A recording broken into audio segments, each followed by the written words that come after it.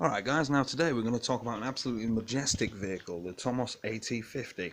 Now if you search Tomos AT50 Gumtree, this bike comes up. This is a Tomos AT50 from Runcorn in Cheshire for £500. It's got 98815 miles on it, and it's MOT'd until March 2017. Now this was an advert from August 2016, so it was on the road in 2016. The next one down is the same bike. They've reduced it to 450, 98815 miles, same MOT. That was posted 2nd of September 2016.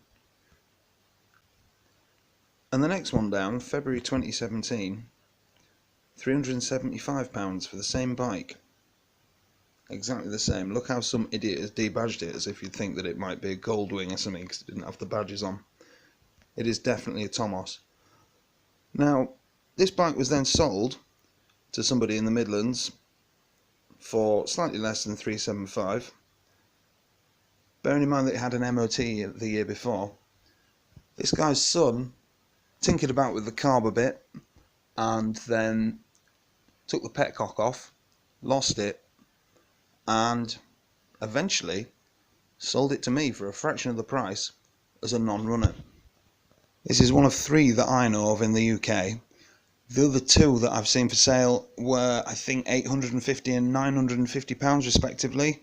They were both black ones. This is the only silver one I know of. They're quite rare over here, and it was a bargain.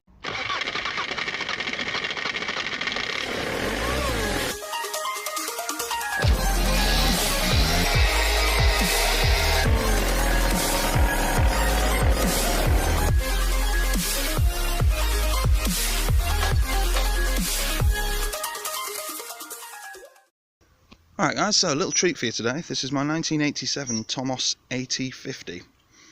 It's a motorcycle that's loosely based on the Tomos step-throughs of the 80s and before. So I'm going to show you around mine. First of all, here's your mileage. Just under 10,000 miles on it. It's got disc brake on the front. And at the rear is a foot operated drum brake, because obviously it's got 5 gears, so it's got a clutch lever like a proper motorcycle. We'll start with the dashboard.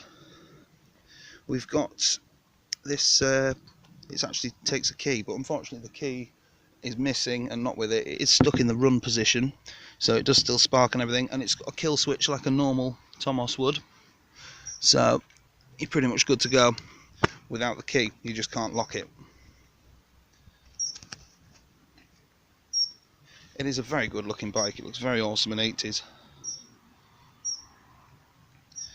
So in the fuel tank, I'm going to have to get the endoscope on it, but it looks pretty good in there to me. Maybe a little tiny bit at the bottom there. It's not going to take a huge amount of doing.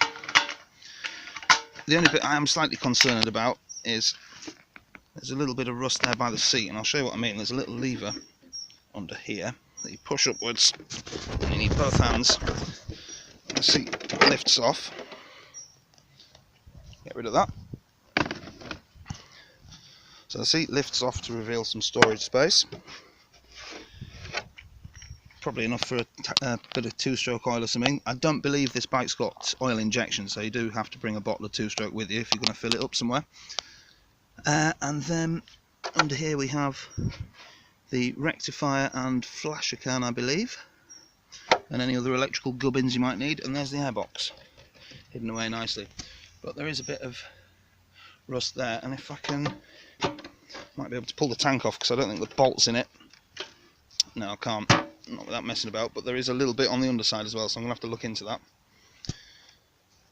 Fairly standard Tomos rear light and everything. And there we are. So you've got your kickstart, you've got gear lever, it's got a side stand but no main stand, which has taken a bit of getting used to for me.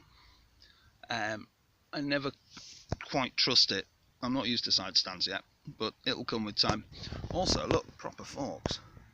Proper oil-filled, right way up forks, as opposed to the upside down ones.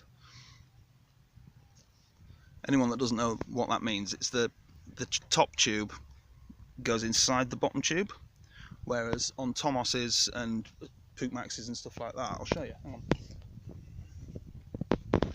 So that's upside down forks on this Gorelli, where the tube goes inside the stanchion. I'm not sure I've got the right terminology, but basically that's upside down. Whereas that's the larger tube, and the smaller tube is in here that goes in and out of it. And other than that, that's pretty much most of what there is to say about this side. The one thing I will say is, when it came, it didn't have a petcock on it, and I've put a petcock on, but it interferes with the plastics, and I don't want it scraping the paint off, so I believe it would have had an OMG knob style one, so that's what I'm going to fit it with. Little view from the front as well. Very awesome 80s looking machine, I love it. I'm not sure if there would have been like a Perspex windshield here. I haven't seen them for sale anywhere, but I've seen Targas and things like that that have got them on. Or rather, I've seen pictures of them. I've never seen a Targa in real life. So there we are. It's basically a sort of A3 based geared Tomos. It's direct AC ignition, like the step-throughs. So, you know, no battery to worry about, which is why it's fine that you can just leave the ignition on all the time.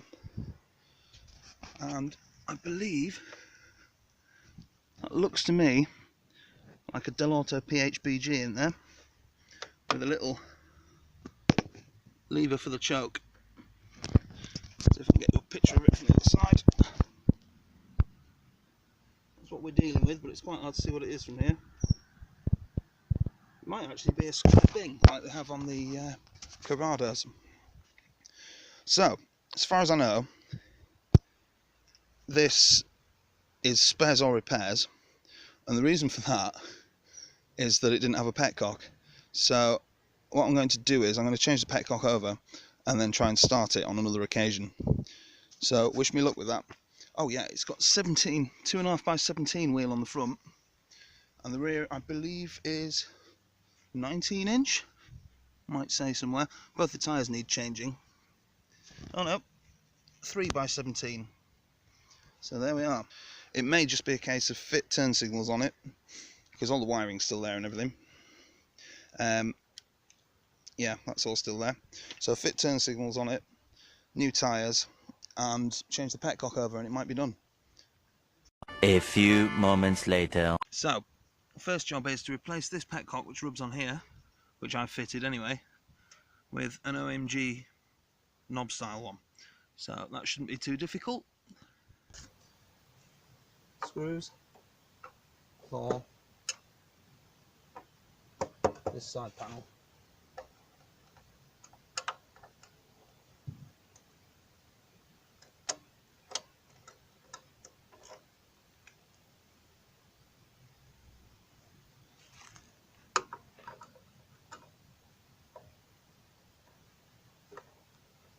And that's because the petcock's getting in the way.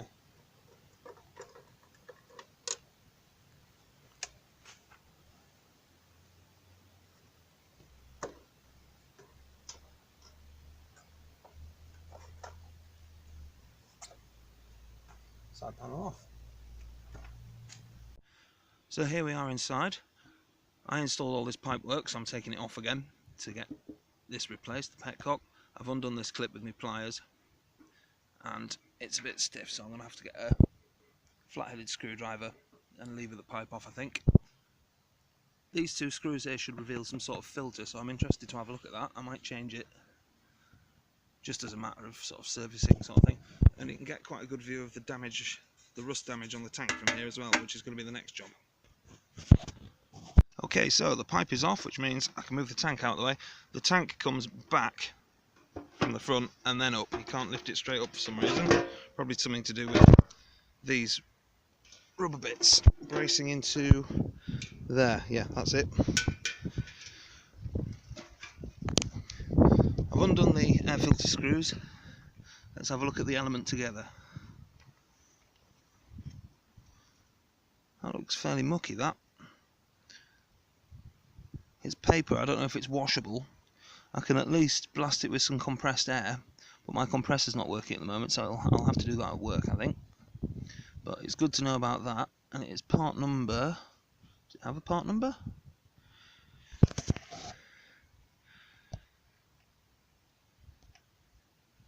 Tesnilka, which presumably means air filter. And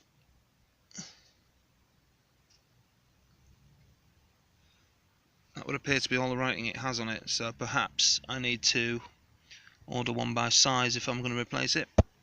Alright, let's get this button back up. Okay, so I can't resist the urge for a bit of a test fire on this. I don't want to put any fuel in the tank because I don't want it to get any worse. So, I've got a syringe of petrol, and I'm just filling up the float ball. And hopefully we can get a bit in the filter as well, and we can run it for a minute or two. I think that's about full actually. Okay, so I don't know how big the float ball is, but I've syringed 25ml of fuel in, and I'm just going to try it as is. It doesn't work on the key, remember, so it's literally just kick and go once I've got the choke sorted.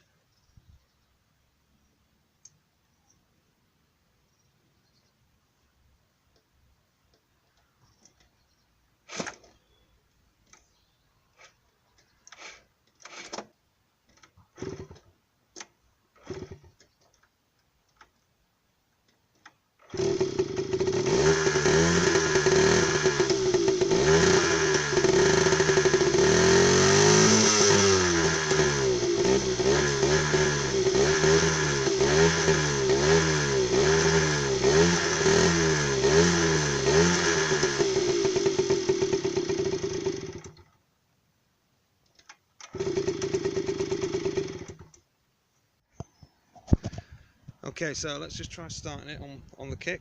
I say that's the only way to start it.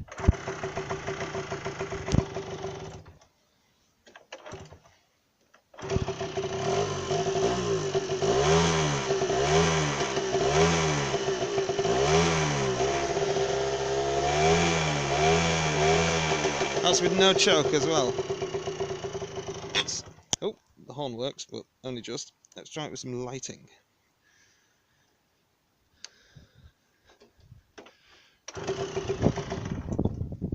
I'm gonna have to put more fuel in it, I think. Okay, put another 15ml in, let's try again. Might need the choke again now.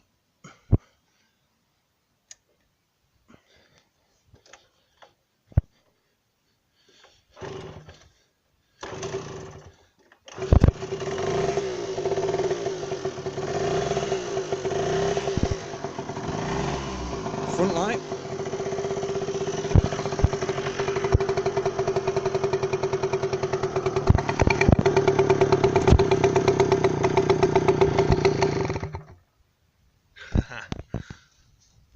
Something's happened in there at some point. What's all this about? Someone's obviously tried to cut the exit hole wider and it's not worked, which makes me wonder if perhaps it needs rejetting. We'll have to see. Might try and ride it now.